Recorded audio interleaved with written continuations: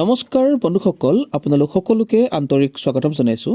আজি আমি এই ভিডিঅ'ত হোম এছাইনমেণ্টৰ ফ্ৰণ্ট পেজটোত আমি কি লিখিব লাগিব এই সন্দৰ্ভত আলোচনা কৰিম। সো আপোনালোকে ভিডিঅ'ৰ শেষলৈকে মনোযোগেৰে চাই থাকিব আৰু আপোনালোকে যদি ভিডিঅ'টো ভাল পায় ভিডিঅ'টো লাইক কৰি দিব, শ্বেয়াৰ কৰি দিব আৰু এনেকুৱা ভিডিঅ' পাই থাকিবৰ কাৰণে চেনেলটোৰ লগত জড়িত হৈ থাকিব আৰু টেলিগ্ৰাম গ্ৰুপ বা হোৱাটছএপ গ্ৰুপ বা ফেচবুক গ্ৰুপত যদি জইন কৰা নাই জইন কৰি ল'ব পাৰিব, কিয়নো KKHSOUৰ ৰিলেটেড লেটেষ্ট ইনফৰমেশ্যনসমূহ আপোনালোকে এই চেনেলটোৰ জৰিয়তে আটাইতকৈ আগত পাই থাকিব।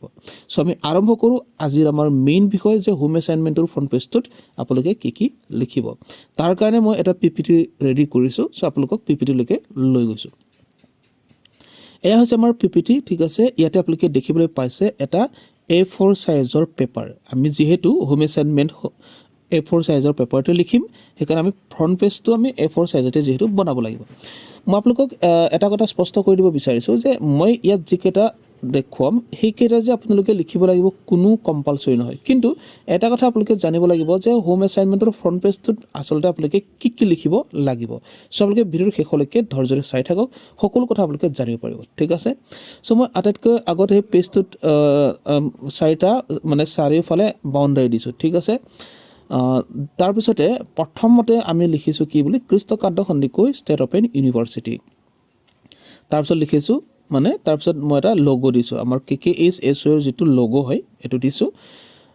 তাৰপিছতে ইয়াত লিখিছোঁ হোম এছাইনমেণ্ট। আৰু আপোনালোকে এই PPTটো যদি ইউজ কৰিব বিচাৰে ইউজ কৰিব পাৰিব।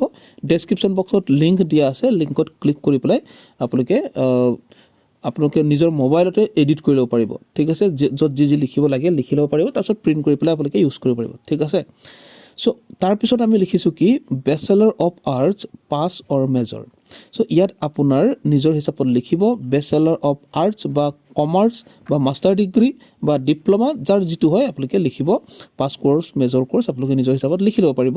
জাষ্ট আপোনালোকে ডেছক্ৰিপশ্যন বক্সত গৈ পেলাই লিংকটোৰ পৰা ডাউনলোড কৰি ল'ব।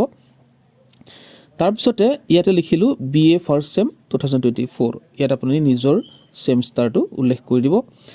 তাৰপিছত লিখিছোঁ ছাবজেক্ট, ঠিক আছে। আপুনি কোনটো বিষয়ৰ আপুনি হোম এছাইনমেণ্ট লিখিছে ইয়াত আপুনি ছাবজেক্টটো উল্লেখ কৰি দিব। তাৰপিছতে মিডিয়ামটো আপুনি উল্লেখ কৰিব, ইংলিছ আছামিজ যাৰ যিটো হয়।